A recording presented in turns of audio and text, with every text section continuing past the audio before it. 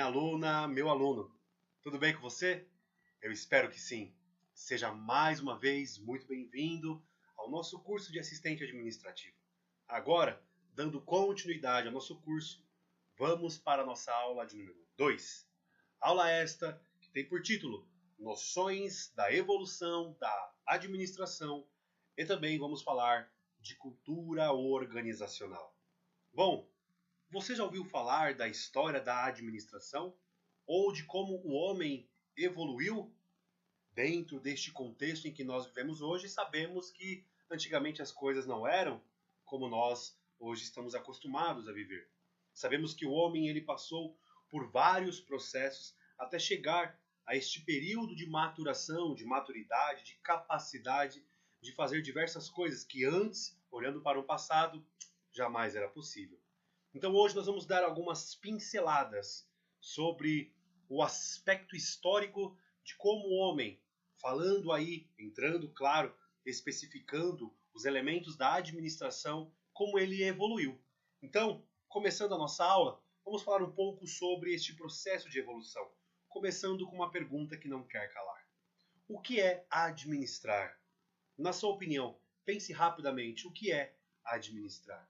Muitas pessoas associam colocando sinônimos, como por exemplo, gerir, ou você executar uma gestão, e sim, está certo. Mas nós temos aqui algumas definições que nos ajudam a entender, de forma mais técnica, mais teórica, o que é administrar. A administração é uma ciência social, e que essa ciência ela permite que haja um bom funcionamento dos propósitos da organização. Mas para que estes propósitos eles aconteçam, é necessário administrar através de alguns elementos que são necessários. Por exemplo, o planejamento, a organização, a direção e o controle. Então, retomando, refletindo mais uma vez, administrar é você se utilizar de alguns elementos, como estes mencionados, para que a organização chegue aos seus objetivos. Imagine você, para que hoje você estivesse fazendo este curso, para que você chegue naquele objetivo que ainda você não alcançou. Você traçou metas, mas para que você chegue até lá, se torna necessário, por exemplo, planejar este teu trajeto. Recursos, da onde eu vou tirar para poder fazer este curso? Para ir para o meu trabalho, qual ônibus eu vou tomar para ir até lá? Você precisa se organizar, organizando-se, por exemplo, financeiramente. Como é que vou pagar este curso? Como eu vou custear a passagem para eu ir até o local que eu desejo, por exemplo, frequentar no dia de hoje? Direção. Eu preciso entender como que eu vou controlar todo esse processo. Como que eu vou trabalhar este processo. Eu preciso saber se estou dentro do tempo. Eu preciso tomar o ônibus em um determinado momento. O ônibus se atrasou. Será que eu tenho tempo hábil para chegar no meu compromisso sem atraso? Será que eu consigo contornar essa situação ligando para uma pessoa que é o alvo do meu compromisso, por exemplo, dizendo, olha, eu vou me atrasar um pouco para esta reunião, para este compromisso? Será que eu consigo controlar de que forma? Um relógio, por exemplo, é um recurso que me permite controlar o tempo. Controlar entre aspas, né? Controlar a minha vida em relação ao tempo. Controlar recursos, o salário quando você recebe, ou a mesada quando você recebe, você precisa controlar as suas finanças a fim de que você não chegue no final do mês e precise pedir dinheiro para o seu pai ou sua mãe, ou para o seu marido, para a sua esposa. Enfim, nós precisamos a todo momento nos exercer a administração em todas as áreas de nossa vida, percebam. Então, é uma ciência social, porque ela estuda o comportamento da sociedade. A administração, como eu disse na aula passada, ela não está apenas intrínseca, ela não está apenas conectada ao mundo do trabalho, ao ambiente corporativo, não. Ela está voltada também ao ambiente da nossa vida, o cotidiano. Bom, administrar, como diz Henri Fayol, um dos grandes pensadores do começo do século XX, ele diz, administrar é prever, organizar, comandar, coordenar e controlar. Percebam que há uma ênfase muito grande no aspecto de controle, de observação, de posse. Então, administrar é isso. E aí nós temos uma definição um pouco mais abaixo de Peter Drucker, o pai da administração moderna, que também fez essa citação ali no final da década de 80, ele diz que a administração é simplesmente o processo. Percebam que o processo ele é formado por etapas de tomada de decisão. Administrar é tomar decisões. Decisões que devem ser sempre em prol, lembrem da primeira definição aqui, sempre em prol do cumprimento dos propósitos da organização ou daquilo que você está almejando enquanto indivíduo. Então, é o processo de tomada de decisão e o controle sobre as ações dos indivíduos para o expresso propósito de alcance de metas pré-determinadas. Percebemos aqui os recursos humanos sendo essencialmente importantes para o cumprimento de propósitos. Afinal, nenhuma empresa existe se não houver pessoas por trás dos sistemas, por trás das máquinas, por trás das tomadas de decisões. Então, esse conjunto de pessoas, esse conjunto de tomada de decisões expressa a real vontade, os propósitos que a organização tem. Então, isso é administrar. Isso é administrar elementos fundamentais presentes na nossa vida, que servem tanto para a nossa vida enquanto indivíduo, tomada de decisões, quanto principalmente, voltando ao nosso curso, a tomada de decisões organizacionais. E você, enquanto assistente administrativo, está envolvido diretamente nisso, porque em apoio à alta administração, será necessário você administrar algumas informações que chegam até você. Informações, recursos, ideias que chegam até a tua mente, até mesmo ideias nós precisamos administrar para que saibamos pautar no momento certo, para que possamos sugerir no momento certo e oportuno. Então, a administração ela é fantástica, porque nós percebemos ela no nosso dia a dia. Tudo bem? Chegando agora aqui no nosso próximo slide, deixa eu até colocar aqui um pouco melhor. Passamos por essa página. A seguinte, quais as bases da administração e como ela evolui? A administração, como eu disse para você, assim como o homem, na sociedade ele passou pelo processo de evolução. E aqui nós temos na imagem ao lado um período muito distante da nossa realidade. Na realidade, nos dias de hoje, claro. Nós temos homens vivendo como nômades, como peregrinos, forasteiros, não tinham uma moradia certa, viviam ali nos vales, no meio da natureza, junto aos animais, para poder o quê? Sobreviver. E eles se utilizavam de recursos naturais, como as lascas de pedra, madeira, enfim, toda espécie de ferramenta que seria necessária para poder alcançar o seu objetivo. E o objetivo daqueles seres humanos, à época, era simplesmente a sobrevivência, manter a sua família alimentada, guardada das bestas feras, dos animais, enfim, poder ali, como nós podemos ver na imagem abaixo, nós temos uma pequena cabana, caverna, ali onde as pessoas se abrigavam, onde as crianças e as mulheres precisavam de se abrigar. Nós temos aqui, né, o uso da madeira para ali os elementos se formarem e termos o fogo como um elemento para calor em dias de muito frio, né? Os homens ali cultivando, pescando, caçando para meios de sobrevivência. E aí nós temos aqui, por exemplo, uma tribo reunida. Mas eles não tinham moradia certa. Então, para que eles pudessem se manter, eles precisavam se organizar, como nós vimos no slide anterior. Eles precisavam de recursos para poder dar comida para os seus filhos. Eles precisavam controlar, né, a divisão da alimentação, por exemplo, a busca, por exemplo, pela caça de algum animal para que pudesse matar e ali, porventura, se utilizar da pelagem do animal para poder se cobrir, né? O uso de folhas também era utilizado como forma de uma costura, né, bem rude para formar uma coberta. Enfim, as pedras eram como travesseiros, a palha era utilizada para poder formar, né, como a gente consegue observar hoje, né, por exemplo, os índios, eles vivem quase que de forma igual a esses nômades no passado. E percebam a época, entre 4.400 depois de Cristo. 4.000 antes de Cristo, estamos falando de tempos que nós não conseguimos nem imaginar como seria nos dias de hoje. Então, falamos dos primórdios do homem. E aí a gente consegue observar que a administração ela está presente. A administração de recursos, como eu acabei de mencionar, recursos estes mais diversos para fins de sobrevivência. Aí nós temos um período um pouco mais adiante, onde nós conhecemos as conhecidas revoluções industriais. A Revolução Industrial ela surge como um processo de evolução das empresas. E aí nós temos, no primeiro momento, a conhecida primeira Revolução Industrial, que ocorre ali na metade do século XVIII até a metade do século XIX. Nós temos a chamada Era do Vapor, onde a fumaça, ela sendo conhecida, trabalhada, colocada como um fator para que pudesse auxiliar as empresas no seu processo produtivo, né? Ainda nós temos muito presente o serviço braçal do homem. Aqui nós temos aí na figura abaixo homens trabalhando numa oficina de costura, se assim podemos dizer, né? Aqui nós temos a tecelagem, os homens trabalhando. Percebam que as máquinas grandes que necessitavam muito da manutenção humana, diferente das de hoje, mas aqui nós temos um período onde as pessoas saem daquele ambiente rural, as pessoas elas têm esse processo de migração, elas fogem do ambiente rural porque veem nas cidades, nas grandes cidades, né, a oportunidade de adquirir um bom emprego.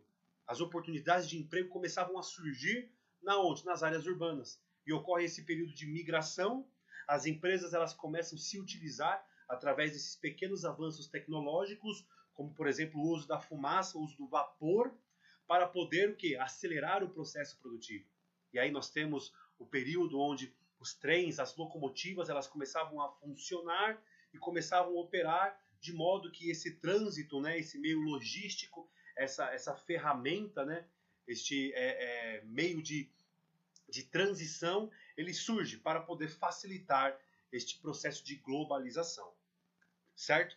Aí nós temos a segunda revolução industrial, que ocorre a partir da segunda metade, aí da segunda metade do século XIX até um pouco antes da segunda metade do século XX, né? O período ali da Segunda Guerra Mundial. Nós temos ali países em evidência, como o Japão, que soube ali se levantar das cinzas após uma grande destruição, né, que sofreu uma grande derrota na Segunda Guerra Mundial. Aí nós temos a Era da Energia. Nomes como Thomas Edison e Tesla, os grandes precursores, né, os homens que exploraram o conhecimento a respeito da energia, né, e esses foram homens importantes porque através da descoberta, né, da exploração deste conhecimento tão amplo que é a energia, eles aplicaram para os meios de trabalho. Grandes descobertas foram feitas então.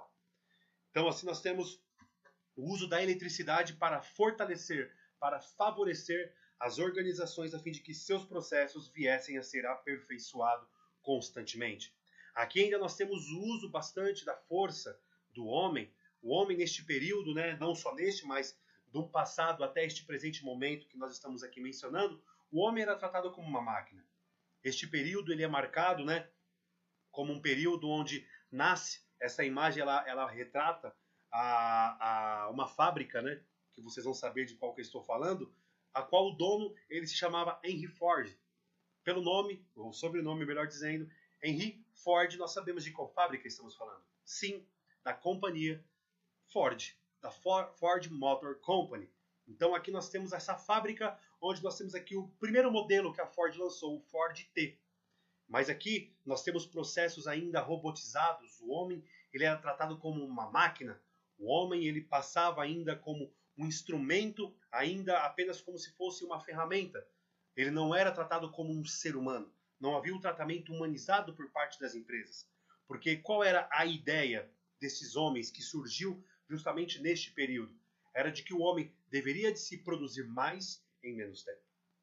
Então, sim, tivemos avanços, como, por exemplo, o uso da eletricidade. Tivemos aqui o processo de padronização através das teorias que nós vamos ver nas próximas aulas.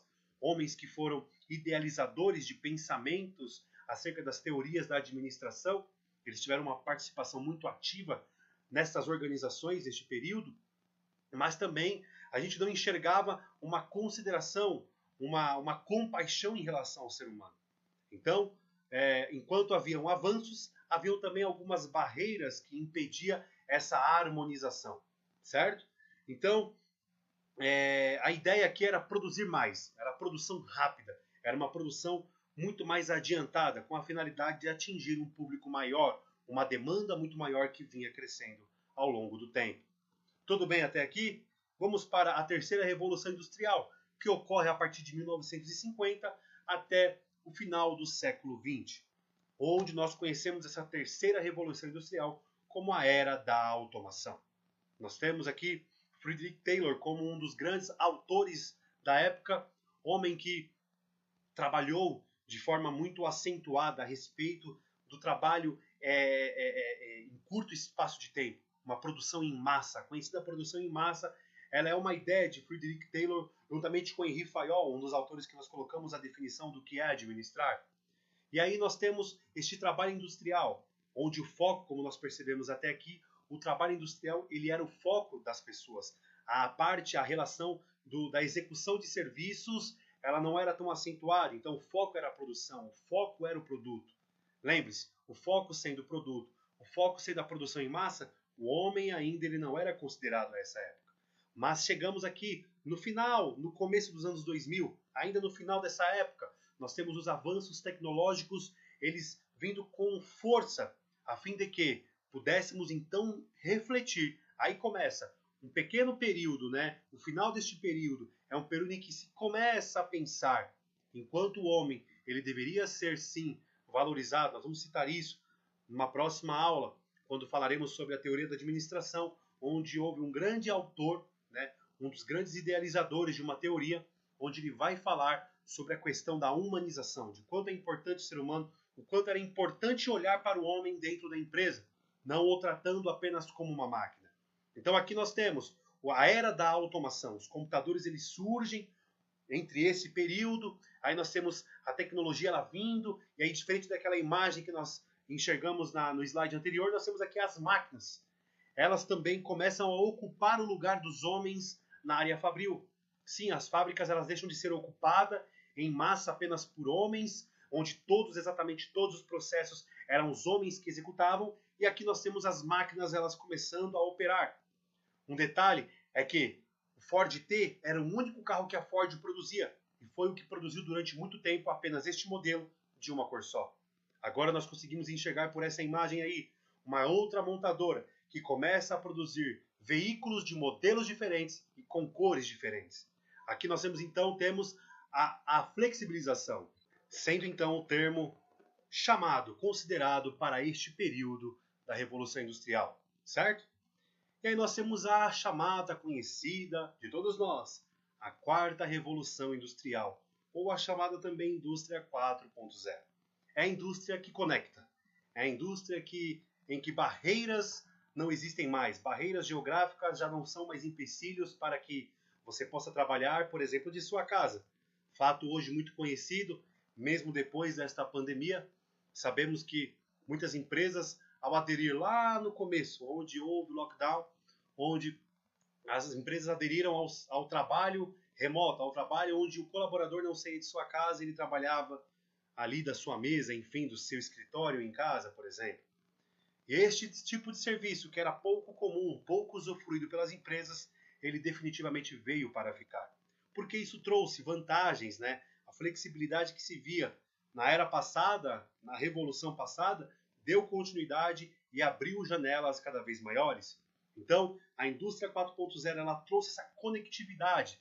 A era digital, o mundo digital, hoje as pessoas estão totalmente, inteiramente conectadas. Podemos nos conectar com as pessoas em loco, aonde elas estiverem. Temos respostas para as nossas perguntas em fração de segundos. Hoje, tudo que nós quisermos procurar, a internet está na palma de nossa mão. Então, hoje, este período muito conhecido e usufruído por todos nós, ele veio de fato para trazer benefícios e grandes benefícios para muitas empresas. Trouxeram oportunidades. Esta quarta revolução, por exemplo, permitiu com que aquela pessoa que estava desalentada em sua casa pudesse pegar o seu veículo de sua casa e trabalhar como motorista de aplicativo. E isso através da conexão da tecnologia. Então a tecnologia, como nós podemos observar na imagem, ela veio para benefício da mobilidade, logística, estrutural, por que não? A área da engenharia, sim, angariou, recebeu, sim, muitos benefícios nesta área através da indústria 4.0. Como também o produto em si, nós temos aqui a título de exemplo este celular. O celular ele veio como uma ferramenta que é o símbolo desta revolução, como também as redes, enfim, a conexão que nós estamos falando aqui. Então a tecnologia ela é marcada, ela é vista, ela é notória, ela é para todos, ela é de todos. E ela está aí para favorecer e ajudar as organizações. Então, conhecida como a era da tecnologia, é um período que estamos cercados por várias delas, que impactam a vida da sociedade direta ou indiretamente.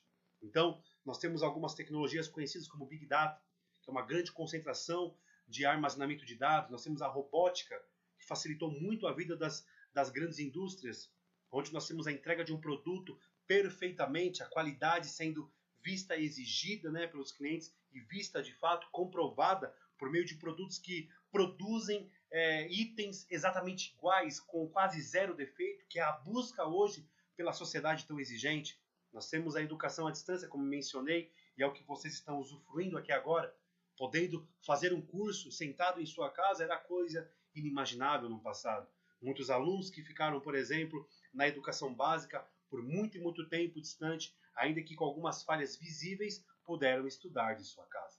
Enfim, a evolução está aí. Estamos enxergando esta evolução e ela veio para ficar. Tudo bem? E agora, tratando da nossa segunda parte desta nossa aula de número 2, vamos falar um pouco sobre cultura organizacional. Sabemos que todos nós temos uma cultura onde herdamos de nossos pais. Cada país ele tem a sua cultura, o seu modo de se comportar, a sua forma de agir, os seus princípios. Então, cultura nada mais é do que o modo com que as pessoas se identificam, como elas transmitem a sua vida, o seu jeito de ser.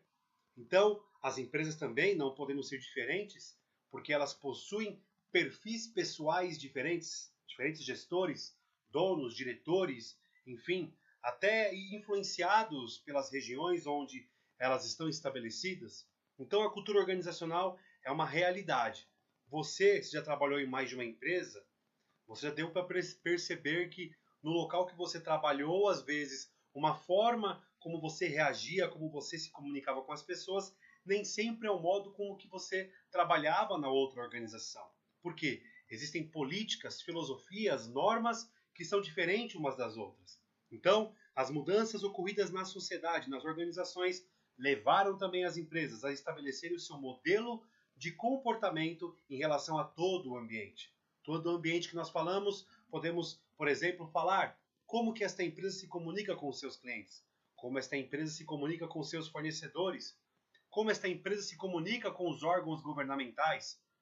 Então, nós estamos em contato, nós enquanto empresa estamos em contato com as diversas faces da sociedade.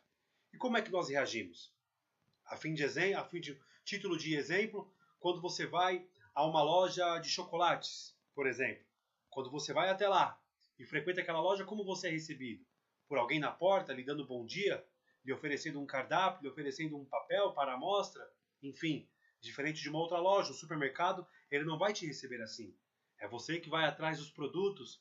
Numa loja, por exemplo, com essa finalidade, loja de chocolate, eles te oferecem os sabores, né, os gostos, ele te oferece produtos que têm uma base de preço igual um ao outro, e aí numa outra localidade dentro desse estabelecimento você tem produtos com valor um pouco maior. Enfim, cada empresa adota a sua cultura, adota o seu modo de ser, porque reflete os valores que essa sociedade, com que essa empresa melhor, ela carrega em relação à sociedade.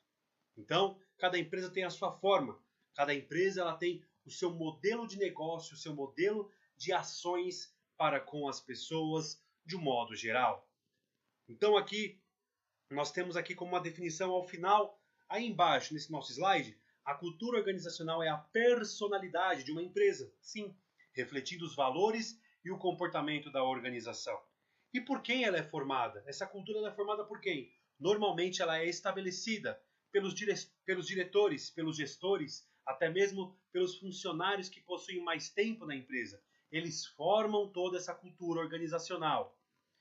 Agora a pergunta que fica, como identificamos uma cultura organizacional? Essa cultura ela é identificada através, como nós acabamos de falar, pelos valores que ela transmite, pela forma com que ela age frente às pessoas, frente a outras empresas.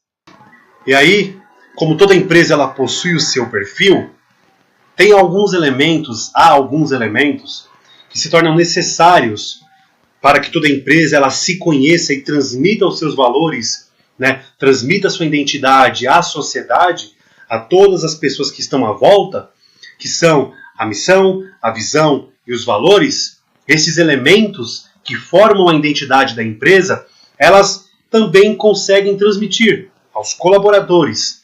A mim, quando vou entrar numa organização, quando eu visualizo quais são os propósitos que ela tem, que é o retrato da missão, quais são as visões que a empresa tem, ou qual a visão que a empresa tem, aonde ela pretende chegar, qual é a sua grandeza frente aos concorrentes, ou no mundo globalizado, qual o seu papel frente à sociedade, quais são os seus valores, que tipo de ações ela carrega em benefício da sociedade, por exemplo, que tipo de comportamento ela valoriza de seus colaboradores. Quando você enxerga esta missão, ou seja, a razão de ser, aonde ela quer chegar, qual o seu posicionamento frente a algumas questões que envolvem toda a sociedade ou que envolvem o seu negócio, por aí a gente consegue identificar qual o perfil desta empresa, qual é a cultura que ela carrega dentro de si. Temos empresas, e sabemos disso, que aderem a programas, por exemplo, em relação à preocupação com o meio ambiente. Empresas que aderem à logística reversa, nós vamos falar um pouco disso lá na matéria de logística, na área de logística, e aí nós temos empresas que aderem a este comportamento.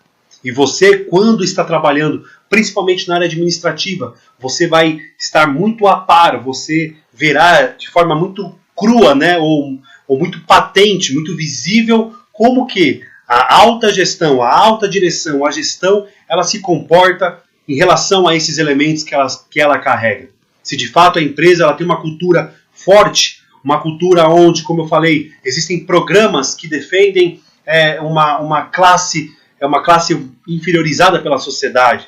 Se ela defende, por exemplo, algumas pautas, se ela, por exemplo, adere a programas, por exemplo, para a defesa, para a redução de poluentes, ou que ela trabalha com seus resíduos e ela procura agredir em menor impacto, em menores proporções ao meio ambiente.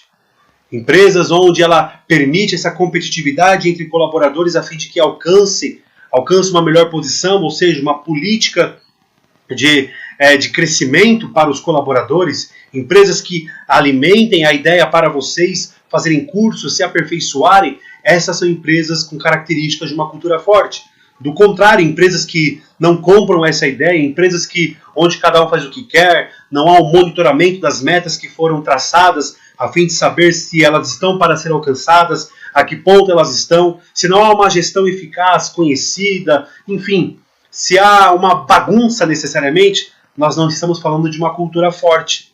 Então, através de alguns traços, de alguns elementos muito visíveis e até aqueles que ficam ali no ar, a gente consegue identificar se a empresa ela tem ou não uma cultura, uma personalidade forte ou não. Agora, como se adaptar a uma cultura organizacional para finalizar a nossa aula? Bom, algumas dicas elas valem para que a gente possa se adequar, né, a depender dos casos, obviamente. É uma análise muito individual, mas precisamos identificar se a gente pode ou não se adaptar a uma cultura organizacional. Por isso que o primeiro ponto a ser tocado é este: conheça a fundo o perfil dos seus gestores. É por eles que você sabe como que a empresa, como que a organização como um todo, ela trabalha, ela trata a sua imagem, como que ela trata o seu relacionamento com os colaboradores, com os fornecedores, com os compradores, com os clientes, enfim, com todas as pessoas que estão interessadas no meu negócio. Como também procure ouvir mais e falar menos. Nestas horas, principalmente os momentos mais conflituosos, se torna importante. Quando não há convergência e aí ocorre a divergência, é necessário nós ouvirmos mais. Ainda que nós não concordemos, temos que saber, e aí o passo 3 ele vem, se posicionar respeitosamente. É importante, porque às vezes é com passos pequenos que a gente consegue, à medida do possível, obviamente, porque mudar uma cultura de uma organização é muito difícil. Mas, na medida do possível, se nós nos comportarmos de modo brando, de modo equilibrado, a gente de fato vai conseguir colocar um pouco daquilo que a gente tem por costume, por aquilo que a gente entende que é o melhor para a nossa organização. Nós, enquanto assistentes, a gente pode sim transmitir a nossa visão, transmitir um pouco daquilo que a gente pensa a respeito de um procedimento. Eu já tive alguns exemplos a respeito, onde a minha gestora, ela dava algumas ordens, e eu ali, de fato, de modo muito respeitoso, eu reportava a ela e dizia, olha, dessa forma acho que é melhor, posso tentar desse modo? e aí você vai quebrando alguns paradigmas, alguns costumes que estavam enraizados na organização. E aí cabe a alternativa 4, ponto 4, promove ideias, sugestões, das quais outrora já houve resultados. Se você tem como comprovar, obviamente. Se alguma experiência que você teve em outra organização e você viu que aquela proposta que você propôs na empresa outra que você trabalhava, e ali você entende que há espaço para promover essa ideia nesta outra organização que você agora trabalha, se você vê que há resultado, a possibilidade de vir resultados, e você tem como comprovar, promova. Seja um promotor de ideias, porque boas ideias, as empresas elas valorizam colaboradores. Então seja uma pessoa que raciocina, que pense como um todo, tenha uma visão holística das coisas, porque certamente isso traz resultados, principalmente para uma cultura organizacional. E o último passo, empresas de cultura forte, elas promovem situações que fortalecem a participação colaborativa dos funcionários. Então seja um colaborador. Empresas de cultura forte, elas querem sim a participação de colaboradores. Eles querem o quê? Proatividade, pessoas dinâmicas, pessoas que pensam, pessoas que querem sempre procurar o bem-estar dos colaboradores, o bem-estar da empresa. Não aquela pessoa que apenas faz o que lhe mandam, não. A esse tipo de profissional, muitas empresas já descartam. Então seja você um promotor de ideias, porque empresas de cultura forte valorizam pessoas assim. Como nós observamos na primeira parte da aula, empresas onde nós tínhamos o colaborador sendo tratado como máquina, hoje observamos culturas empresariais onde nós temos pessoas sendo objeto de muita importância, pessoas de fato que têm relevância na participação de todo um processo nas organizações. Então estamos aí, dentro dessa sincronização, deste processo de transição, onde nós somos fatores importantes para as transformações que estão vindo por aí. Tudo bem, galera? Então aqui nós finalizamos a nossa aula de número 2, onde conseguimos aprender então um pouco do que foi, né, esse processo de evolução das empresas, da administração, e falamos um pouco sobre a cultura organizacional. Ok? Então, fico por aqui, te desejo um bom dia, uma boa tarde, uma boa noite e até a próxima aula. Tchau, tchau.